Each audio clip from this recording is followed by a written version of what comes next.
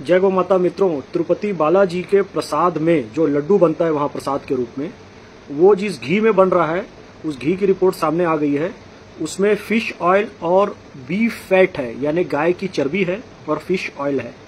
आप सोच सकते हैं जो सबसे पवित्र स्थान है सनातन धर्म का, वहां भी प्रसाद बन रहा है और उसमें गौ माता की चर्बी मिली हुई है उस घी में। कितने अफसोस की बात है। लेकिन ये बात अभी सामने आई है और सच्चाई ये है कि हम बहुत पहले से इस बात को कह रहे हैं कि ये जो 300 रुपए लीटर घी, 400 रुपए लीटर घी, 500 रुपए लीटर घी मिल जाता है और लोग खुशी खुशी खरीद लेते हैं, मेरे भाई वो घी है ही नहीं। कलंदर संगमरमर के मकानों में नहीं मिलता, कलंदर संगमरमर के मकानों में नहीं मिलता। ये असली घी है, मॉल की इन दुकानों में नहीं मिलता। मेरे भाई ये जो घी है ना, जिसको आप घी कह रहे हैं, ये हो क्या रहा है आपको पता है?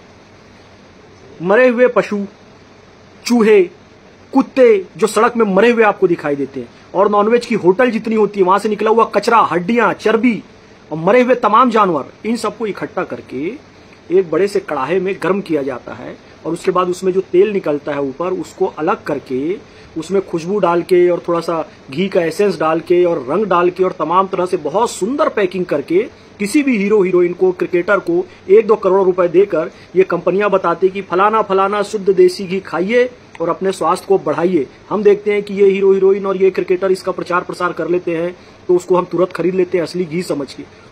लेकिन आप इस बात को ध्यान में रखिए कि अभी मैंने देखा यही हीरो हीरोइन, इनके कारण जो बैटिंग ऐप होता है, अभी प्रतीक जी ने अपने शो में दिखाया न्यूज 18 में कि एक बच्चा यही शाहरुख और यही सचिन तेंदुलकर का विज्ञापन देखकर वो बैटिंग ऐप में टीम बनाओ करके वो जुआ खेलने लगा। 96 लाख की उधारी चढ़ गई, जालसाजी भी करने लगा। उसकी माता बात नहीं कर रही है, भाई बात नहीं कर रहा है, वो बच्चा रो रहा है और कह रहा है कि मैं सुसाइड कर लूंगा।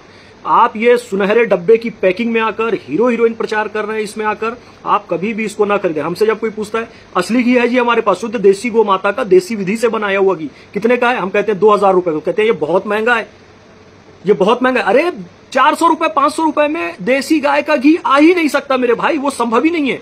और बात किस कदर पहुंच चुकी है कि सनातन का प्रमुख स्थान तिरुपति बालाजी, वहां तक गाय की चर्बी वाला घी इस्तेमाल हो रहा है।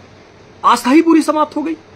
स्थिति ये हो गई है, मैं आपको बताऊं, मतलब किस कदर नकली माल आ रहा है, ये मेरा प्रत्यक्ष अनुभव है। हमारे जो एडवोकेट है, एडवोकेट शिराज कुरैशी साहब, जो कि हमारे गौ सेवा का तमाम केस निःशुल्क लड़ते हैं, उनके साथ मैं एक कार्यक्रम में गया। वो कार्यक्रम था मिठाई बनाने वालों का, मिठाई बनाने वाले जो बड़े बड़े व्यापारी थे मिठाई नमकीन के, उनका था। वहां पे एक डिस्कशन था।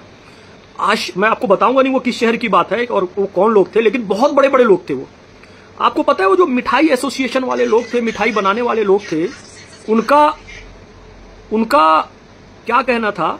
ये जो मिठाई बनाने वाले बड़े बड़े व्यापारी थे, उनका क्या कहना था कि वकील साहब एक आप काम करवा दीजिए। कहे क्या काम करवा दें? हमको ये अनुमति दिलवा दीजिए कि हम अपनी मिठाई में लिख सकें कि ये स्वास्थ्य के लिए हानिकारक है, क्योंकि हम लोग परेशान हो गए हैं। इतना छापा पड़ता है, हमारी जितनी कमाई होती है उससे ज्यादा ये पुलिस वालों को, फूड डिपार्टमेंट को, फूड इंस्पेक्टर को, इनको देने में निकल जाता है, कार्रवाई में निकल जाता है। जैसे तंबाकू, बीड़ी, सिगरेट, शराब में लिखा होता है कि ये स्वास्थ्य के लिए हानिकारक है। अब तंबाकू, बीड़ी, शराब, सिगरेट पीकर किसको दमा हो जाए, कैंसर हो जाए, कोई मर जाए, कंपनी के ऊपर कोई केस नहीं कर सकता, क्योंकि उसने लिख दिया है कि ये स्वास्थ्य के लिए हानिकारक है। उसी तरीके से मिठाई वाले कह रहे थे कि हमको भी अनुमति दिलवा दो कि हम लिख सके हमारी मिठाई स्वास्थ्य के लिए हानिकारक है। उसके बाद जिसको खाना है खाओ, मरना है मरो। नकली जो दूध बन रहा है, जो केमिकल वाली सारी चीजें बन रही है, और ये गाय की चर्बी और मरे हुए पशुओं की चर्बी से जो तमाम चीजें बन रही हैं, ये बनती रहे, लोगों को बीमारी होती है, लेकिन हम बच जाएंगे क्योंकि हमने लिख दिया जी ये हमारी मिठाई स्वास्थ्य के लिए हानिकारक है। ये चाह रहे हैं कुछ लोग। अब मेरे सामने की बात है, मुझे बड़ा आश्चर्य हुआ, स्थिति ये पहुंच गई है। अभी तो तिरुपति बालाजी का केस आया है, ऐसे तमाम जगहों में भी ये सारी चीजें हो रही होंगी। अभी भी मैं बड़े बड़े मंदिरों का नाम नहीं लेना चाहता, लेकिन सोचिए हम 12 ज्योतिर्लिंगों में जाते हैं, 52 शक्तिपीठों में जाते हैं, यहां पे क्या स्थिति होगी अभी? ये तो एक मंदिर का सामने आया है ना, वो भी जो सबसे बड़ी आस्था का केंद्र है, और नाम भी उसका क्या है देखिए, गौ माता की चर्बी का प्रसाद बन रहा है। और उस मंदिर का नाम क्या है, वह कौन भगवान विराजमान है? और वहां जब हम चढ़ते हैं तो क्या कहते हैं? मैं भी गौ सेवा सद्भावना पद यात्रा के दौरान वहां पर जब सीढ़ियों पे चढ़ा तो देखा सब करे गोविंदा गोविंदा गोविंदा। उन भगवान को गोविंदा करें, उनकी कथा आप सुन लीजिए। मैं बार बार आपको कह रहा हूं कि जिस भगवान के दरबार में गाय की चर्बी वाला घी इस्तेमाल हो रहा है, वो भगवान वहां स्थापित कैसे हुए? भगवान विष्णु जब इस धरती पर आए तो अगस्त ऋषि की गौशाला में गए, श्रीनिवास नाम से वो आए थे कि मुझे तो गौ माता का दूध बहुत पसंद है। तो अगस्त ऋषि ने कहा कि मैं केवल जोड़े को ही गौ माता देता हूं, विवाहित जोड़े को। तब श्रीनिवास भगवान, जो कि विष्णु जी का रूप था, वो लक्ष्मी माता की खोज में ही आए थे। लक्ष्मी माता पद्मावती जी के रूप में यहाँ पर पृथ्वी पर उन्होंने जन्म लिया।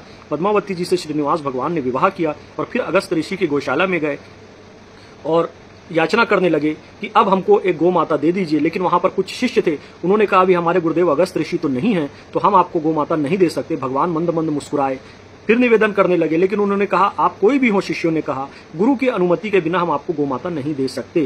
ये सुनकर भगवान श्रीनिवास माता लक्ष्मी के साथ, पद्मिनी जी का जो उस समय रूप था उनके साथ तिरुमला की पहाड़ियों में चढ़ने लगे। जब अगस्त ऋषि आए और उनको पता चला कि भगवान आए थे गाय मांगने के लिए, तो उन्होंने तुरंत एक गौ माता को लिया और भगवान के पीछे पीछे दौड़ने लगे। भगवान ऊपर चढ़ रहे हैं, पीछे पीछे अगस्त ऋषि गौ माता को लेकर चल रहे हैं और कह रहे हैं स्वामी गोवु इंदा, तेलुगु में कह रहे स्वामी गोवु इंदा, यानी कि स्वामी हे भगवान ये गौ माता को ले लीजिए, गौ माता को ले जाइए, स्वामी गोवु इंदा, स्वामी गोवु इंदा, गोविंदा गोविंदा गोविंदा गोविंदा, ऐसे करके वो गोविंदा शब्द आ गया और 108 बार भगवान का नाम उन्होंने ले लिया, पीछे पीछे दौड़ते हुए गोवु इंदा गोवु इंदा। फिर भगवान पलटे और उन्होंने स्वीकार किया गौ माता की वो भेंट को, कहा कि तुमने मेरा प्रिय नाम गोवु इंदा गोविंदा 108 बार ले लिया है, मैं बहुत प्रसन्न हुआ। अब जो भी कोई भक्त यहाँ पर आएगा तो वो ये नाम जपते हुए ही ऊपर चढ़ेगा, इसलिए जो भी तिरुमला की पहाड़ियों में चढ़ता है वो गोविंदा गोविंदा बोलते हुए चढ़ता है और ये नाम गो सेवा से जुड़ा हुआ है। तो जिस भगवान की स्थापना ही गो सेवा से, गौ माता के दूध की प्रियता के कारण भगवान श्रीनिवास की वहां पर स्थापना हुई, तिरुपति बालाजी की जो स्थापना हुई, उस मंदिर में ही गो माता की चर्बी से प्रसाद बन रहा है। बड़े अफसोस की बात है भाई।